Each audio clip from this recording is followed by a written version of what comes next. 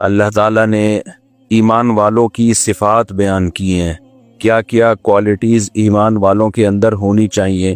اگر وہ کوالٹیز ان کے اندر نہیں ہیں تو اس کا مطلب وہ ایمان والے نہیں ہیں۔ جب بھی میں یہ آیتیں پڑھتا ہوں مجھے ایک چیز کا بہت زیادہ خیال آتا ہے کہ مذہبی لوگوں کی ایک الگ سے عجیب سی پہچان بن چکی ہے، اور چند رسومات ہیں جن کو نام دیا گیا ہے کہ یہ مذہب ہے۔ چند رسومات کو دیکھو، غیر مسلموں کی کوئی رسومات نہیں ہوتی۔ جو غیر مسلم سے میری مراد جو ایتھیسٹ ٹائپ کے ہوتے ہیں اور جو ملحد ہوتے ہیں یا لبرل ٹائپ کے ہوتے ہیں، ان کے کسی مہینے کے ساتھ کوئی رسم نہیں ہے۔ ان کا دعویٰ یہ ہے کہ ہم انسانیت پہ بلیو رکھتے ہیں، انسانیت، ہیومینٹی، کہ انسان کے لیے اچھا ہو۔ اسلام نے بھی اسی کو فوکس کیا الحمد سے لے کے والناس تک، لیکن اسلام نے اس کو بہت مضبوط انداز میں بیان کیا ہے۔ ہوائی نعرے نہیں لگائے ہیں اسلام نے، ہوائی باتیں نہیں کی ہیں کہ بس انسانیت انسانیت، بلکہ اسلام نے بتایا کہ اسلام نام ہے ریلیشن کا، اللہ سے تمہارا ریلیشن مضبوط ہو کیونکہ اس نے تمہیں بنایا ہے، اس کے تم پر احسانات ہیں، پھر انسانوں کے ساتھ تمہارا ریلیشن مضبوط ہو۔ اس ٹاپک پہ تو میں کئی بار بات کر چکا ہوں، مختصر کر کے آگے چلتا ہوں کہ تمہارا انسانوں سے ریلیشن مضبوط ہو، اور پھر انسانوں میں سب سے پہلے آپ کے والدین ہیں، آپ کے بیوی بچے ہیں، آپ کے بہن بھائی ہیں، پڑوسیوں کے حقوق دیگر لوگوں سے زیادہ ہیں، جو آپ کا ہم سفر ہے اس کے حقوق دوسروں سے زیادہ ہیں۔ پھر حقوق میں یہ بھی ہے کہ آپ کی وراثت آپ کے جو بلڈ ریلیشن ہے ان کو ملے گی، خونی رشتوں کو ملے گی وراثت۔ پھر نان نفقہ کس کا کس کے اوپر ہے، جو سیکولر لوگ ہیں وہ سارا بس گورنمنٹ پہ ڈالتے ہیں، ایسا نہیں ہے اسلام میں۔ آپ کا بھائی معذور ہے تو گورنمنٹ کے ذمہ نہیں ہے اس کو پالنا، آپ کے ذمہ اس کو پالنا۔ وَعَلَى الْوَارِثِ مِثْلُ ذَلِكَ، قرآن نے صاف آرڈرز دیے ہیں، احکام دیے ہیں، تو یہ بھی تو انسانیت ہی ہے نا۔ لیکن آپ حیران ہوں گے مذہبی طبقے کا جو میجورٹی اس وقت ہے، اس طبقے میں آپ کو چند رسومات نظر آئیں گی۔ مثال کے طور پر محرم میں کالے کپڑے، ربیع الاول میں بتیاں لگانا، حلوے مانڈے اور کچھ اپنے پروگرام کرنا، پھر 40واں آتا ہے محرم کے بعد، سفر میں جو 40واں آتا ہے اس پہ چھٹی، وہ چند اپنی رسومات ہیں، اس میں کچھ پروگرامز ہوتے ہیں۔ یعنی مختلف قسم کے پروگرامز کا نام اسلام بن چکا ہے، کچھ مذہبی رسومات کا نام۔ حالانکہ آپ الحمد سے لے کے والناس تک قرآن اٹھاؤ، خدا کی قسم لا الہ الا اللہ، انسانیت کے علاوہ کچھ ملتا ہی نہیں ہے آپ کو اس میں۔ وہ انسانیت آج مارکیٹ میں شارٹ ہو رہی ہے، وہ ختم ہو رہی ہے انسانی۔ وجہ پتہ ہے کیا ہے؟ انسان بننے کے لیے انسان بننے کے لیے اپنی خواہشات کو قربان کرنا پڑتا ہے، اور خواہشات مذہبی رسومات کو ادائیگی پہ مجبور کرتی ہیں آپ کو۔ وہ رسومات جو مذہب نے نہیں بتائیں، جو ہماری پیدا کردہ ہیں، وہ مزہ آتا ہے انسان کو انٹرٹینمنٹ چاہیے، تفریح چاہیے۔ اگر اسے آپ فلموں ڈراموں سے گانوں بجانوں سے روک دو گے تو مذہب ہی میں انٹرٹینمنٹ تلاش کرے گا، پھر وہ مذہب ہی میں تفریح تلاش کرتا ہے۔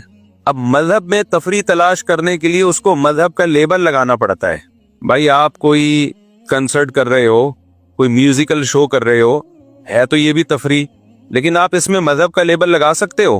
بولو، نہیں لگا سکتے۔ آپ ویسے ہی حلیم پکا کے کھا رہے ہو، مذہب کا لیبل لگا سکتے ہو؟ نہیں لگا سکتے۔ تو مذہبی لوگ بیچارے کہاں جائیں گے؟ ان کی تو زندگی اندھیری ہو جائے گی۔ تو انہوں نے کیا کیا؟ مذہب کے لیبل لگا کے انٹرٹینمنٹ کا ایک سامان، جیسے قوالی ہے، انٹرٹینمنٹ ہے۔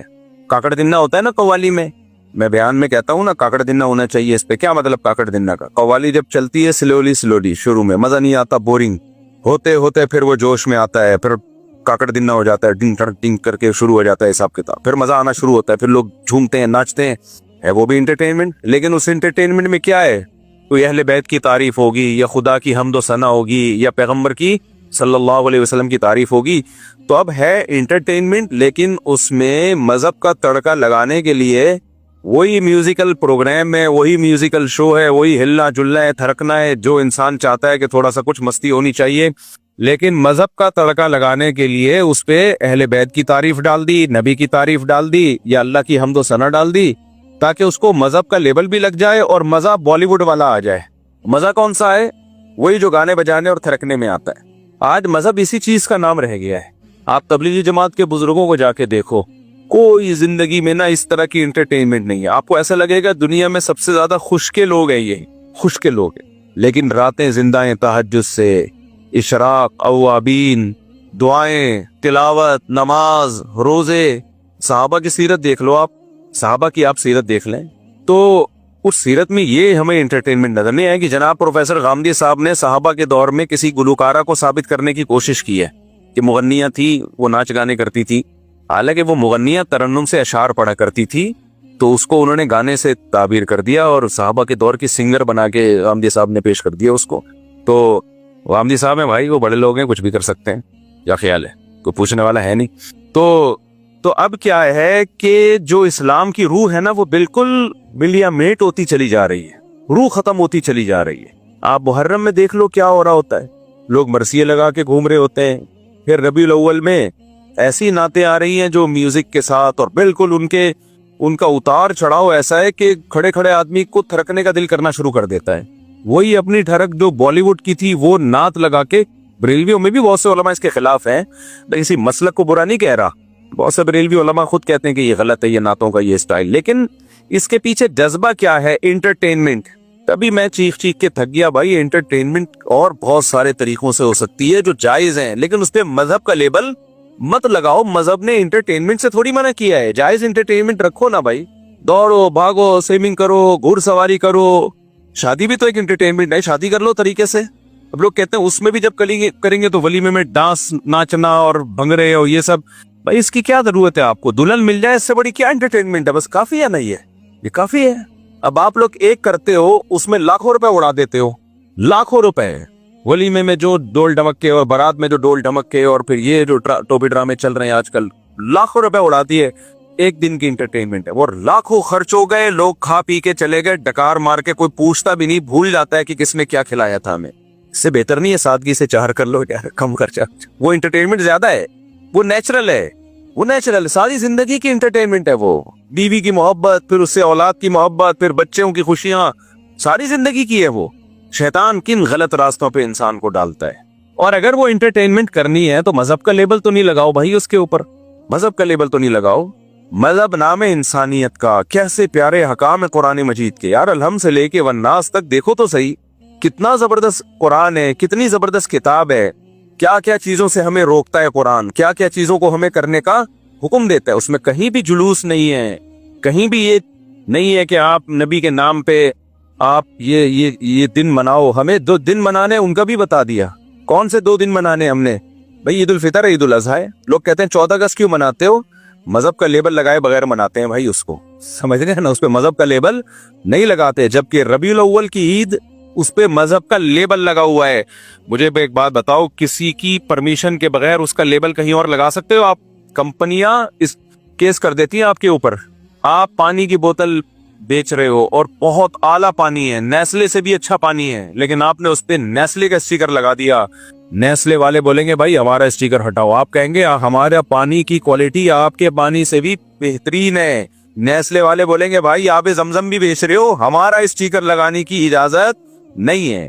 تو آپ کچھ بھی کریں، مذہب کا لیبل نہ لگائیں اس کے اوپر، مذہب کا لیبل نہ لگائیں. مذہب الحمد سے لے کے والناس تک اللہ نے قرآن میں بیان کیا اور بتا دیا کیا کام کرنا ہے، کیا کام نہیں کرنا ہے. جو کرنے کے کام ہے وہ بھی بتا دیے، جو نہیں کرنے کے کام ہے وہ بہت آسان ہے. اور جائز انٹرٹینمنٹ بھی بتا دی ہے، جو حلال تفریح ہے وہ بھی بتا دی اللہ تعالیٰ نے. تو اس پہ اکتفا کیوں نہیں کرتے بھائی؟ مالکم لا ترجون للہ وقارا وقد خلقکم اطوارا. پیغمبر اپنی قوم کو کہا کرتے تھے تم اللہ کی تعظیم کیوں نہیں پہچانتے؟ اللہ جب تمہیں حکم دے رہا ہے یہ کرو تو کیوں نہیں کرتے؟ جب منع کر رہا ہے کہ یہ مت کرو تو کیوں نہیں منع ہوتے؟ آپ بتاؤ، جتنے پیغمبر دنیا میں آئے ہیں سب پیغمبروں نے اپنی قوموں کو کیا دعوت دی ہے؟ ان کے عقیدے خراب تھے تو ان کو بولا یہ عقیدہ درست کر لو. ان کے اعمال خراب تھے، کچھ ناپ تول میں کمی کیا کرتے تھے، ان کو بولا ناپ تول میں کمی مت کیا کرو.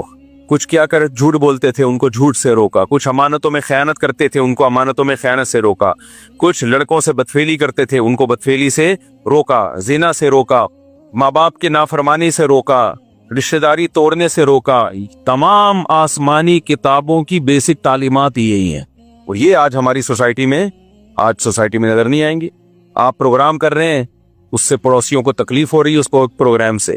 ادھر حدیث میں آ رہا ہے کہ جو پیٹ بھر کے کھائے اور پڑوسی بھوکا سوئے وہ مومن نہیں ہے.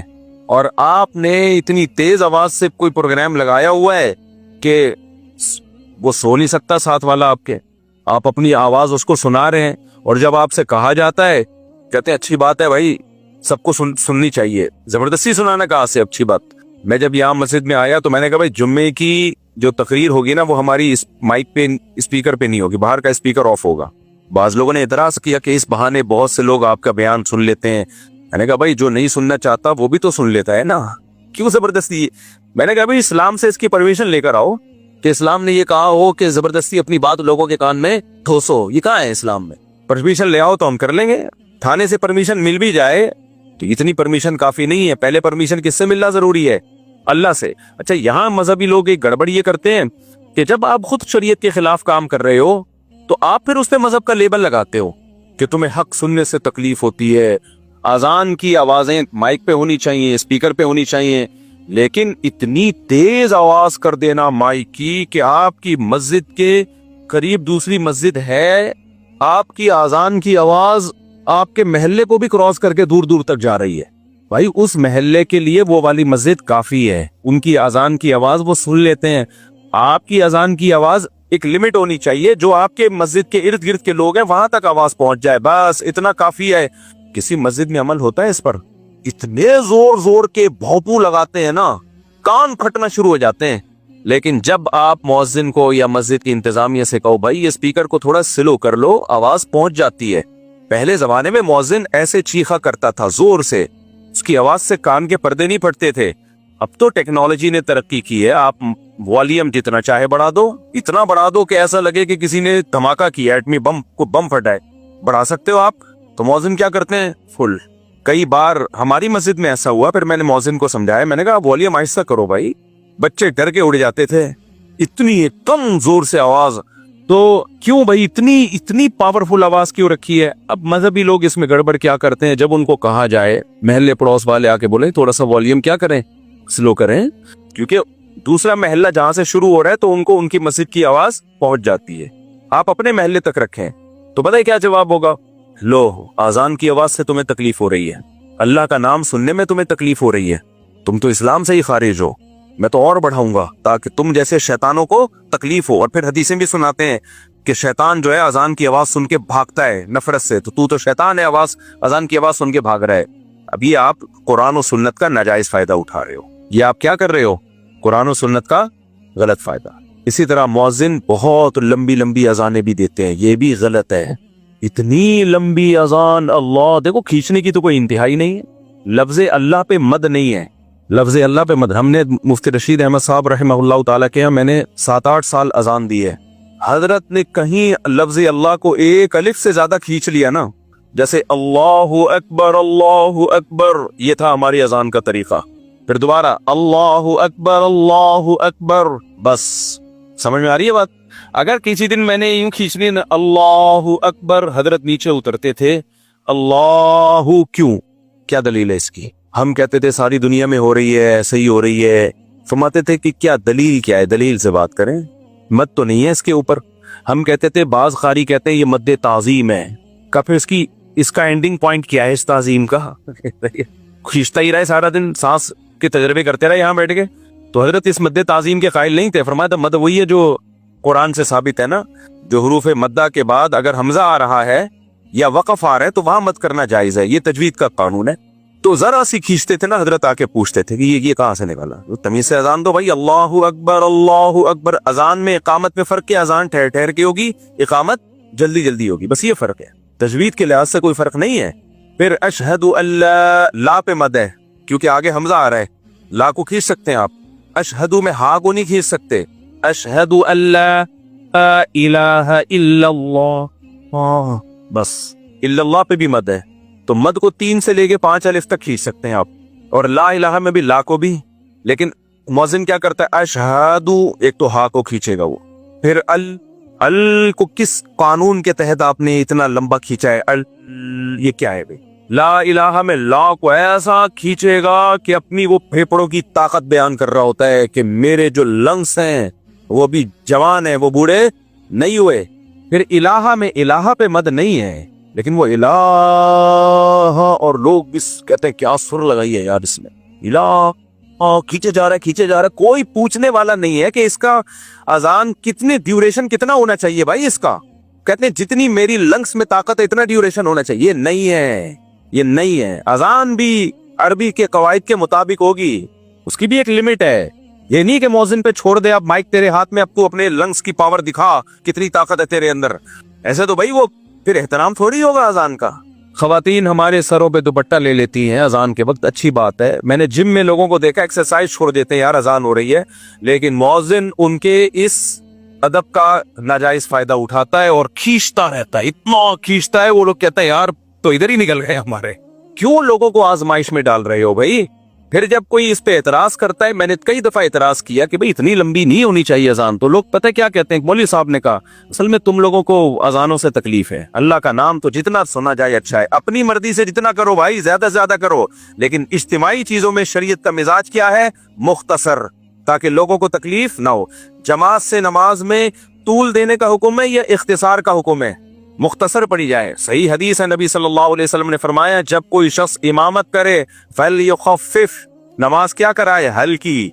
जब अपनी पढ़े तो फिर जितनी चाहे लंबी पढ़े नमाज। क्यों? नबी ने फरमाया फीहिमुस सकीम, क्योंकि मुक्तदियों में बीमार भी होंगे, बूढ़े भी होंगे। इस्लाम का मिजाज ये कि इज्तिमाई जब काम होगा तो फिर सबको साथ लेके चला जाएगा, तो उसमें आसानी रखी है। जुम्मे की नमाज 2 रकतें हैं ना, पब्लिक ज्यादा होती है, वैसे जोहर में 4 रकतें हैं, भाई पब्लिक ज्यादा है तो 2 पढ़ा करो। उसकी एक वजह यह भी है कि खुतबा भी होता है उसमें। हजरत मुआद इब्न जबल थे, उन्होंने ईशा की नमाज में ना सूरह बकरा पढ़ना शुरू कर दी। इतनी लंबी नमाज पर पहली रकत में सूरह बकरा। एक सहाबी पीछे खड़े खड़े थक जाते थे, एक दिन वो नमाज तोड़ के बैठ गए, तो हजरत मुआज इब्न जबल ने उनको डांटा, उनको बोला कि तुम मुनाफिक हो गए हो, मुनाफिक हो गए हो, नमाज से तुम्हें माज़अल्लाह कोई नफरत हो गई है और नमाज तोड़ के बैठ गए, तुमसे लंबी नमाज नहीं पढ़ी जा रही। तो कुरान क्या कहता है, मुनाफिकीन नमाज सुस्ती से पढ़ते हैं, कुरान के अल्फाज हैं। तो उनका ख्याल ये था ये तो नमाज में टेंशन महसूस करना ये तो मुनाफिकीन का काम है। तो उन सहाबी ने जाके नबी को शिकायत लगाई। सही हदीस है ये कि या रसूल अल्लाह, मैं इतनी लंबी नमाज पढ़ा रहे थे, मुझसे नहीं पढ़ी गई। तो आपने उन सहाबी को नहीं डांटा और वो ये नहीं कहा तुम वाकई मुनाफिक हो। हजरत मुआज को इतना सख्त आपने तंबी की, अफत्तानुन अंता या मुआज, ए मुआज तुम लोगों को फितनों में आजमाइश में डाल रहे हो, और उनको इमामत से माजूल कर दिया कुछ वक्त के लिए। क्यों भाई? इज्तिमाई काम है, सबको लेके चलना है उसमें। देखो नबी सल्लल्लाहु अलैहि वसल्लम ने फरमाया मुझे अगर मेरी ख्वाहिश थी कि ईशा की नमाज को ताखीर से पढ़ा जाए, 1/3 रात तक उसमें ताखीर की जाए, लेकिन उम्मत में मशक्कत का खौफ है, इतनी देर तक लोगों के लिए जागना मुश्किल, इसलिए जल्दी पढ़ने का हुक्म दिया। क्यों? अपनी तौर पे पढ़ लो भाई, आप अपने तौर पे आप पढ़ लें। तो दूसरा उसूल है, वो उसूल फिक़ह का कुरान और सुन्नत ही से अखज़ किया गया है कि जब किसी मसले में इब्तिला ज्यादा होता है तो उसमें खुद ब खुद आसानी हो जाती है। हम जो कहते हैं ना झींगा खाना जायज नहीं है, लेकिन कुछ ममालिक ऐसे हैं जहां हनफी रहते हैं लेकिन उनकी सदियों से खाते आ रहे हैं, वहां उनको इस इख्तलाफ का फायदा दिया जाता है। अब भाई इनसे छुड़वाना बहुत मुश्किल है, चलो यार इख्तलाफी मसला है, चलो भाई ठीक है, बजाय इसके कि हराम कह के वो सब सारी कौम थोड़ी हराम खाएगी, तो गुंजाइश इख्तलाफ से ये फायदा होता है। तो जब भी कोई मामला इज्तिमाई नौइयत का होता है तो शरीयत का मिजाज क्या है कि उसमें आसानी पैदा की जाए। आपने फरमाया अपनी नमाज जितनी चाहो मुख्तसर पढ़ो, लंबी पढ़ो। अब अपनी तो टक टक टक करके चल रही होती है और नमाज में लंबी घसीट रहे हैं। अच्छा, बाज इमामों ने एक और काम शुरू किया है, इस पे क्लिप बना लिया करें, अच्छे अच्छे टॉपिक है ये। मैं देख रहा हूँ तो हमारे चैनल से कोई ढंग का क्लिप नहीं आ रहा होता, दूसरे दे दनादन निकाल के चला रहे होते हैं। एक और अहम चीज है ये अइम्मा किराम के समझने की। बाज इमाम ये करते हैं कि पूरे साल नमाज में अपना कुरान दोहराते हैं, ये भी गलत है। आप अपना कुरान अलग से दोहरा लो। कहते हैं हम फजर में शुरू करेंगे अलहम से लेके फिर अलिफ लाम मीम और फिर पूरा पढ़ते पढ़ते पढ़ते पढ़ते पढ़ते वो कहते हैं पूरे साल में हमारा नमाजों में कुरान खत्म हो गया। भाई आप पब्लिक को इसके लिए तख्ता मश्क ना बनाए, पब्लिक को सुन्नत क़िरात जो आम मामूल है नबी सल्लल्लाहु अलैहि वसल्लम का, जिसकी सहाबा और अहादीस से ताकीद है। इज्तिमाई नज़म में अपना ना देखे कि मैंने अपना कुरान दोहराना है। इज्तिमाई नज़म में आपने पब्लिक की रियायत करनी है और पब्लिक की रियायत सुन्नत क़िरात में है। फजर में तिवाले मुफस्सल ये सुन्नत है, सूरह हुजरात से लेके सूरह बुरूज तक, और फिर जोहर में भी तिवाले मुफस्सल, और मगरिब में क़िसार मुफस्सल यानी सूरह बय्यना से लेके सूरह नास तक ये सूरतें पढ़ें, और असर और इशा में औसात मुफस्सल यानी सूरह बुरूज से लेके सूरह बय्यना तक। उलमा को पता है इसकी क्या तफसील है। तो एक बैलेंस नमाज होगी। अब मिसाल के तौर पर इमाम कहता है कि फजर में एक्चुअली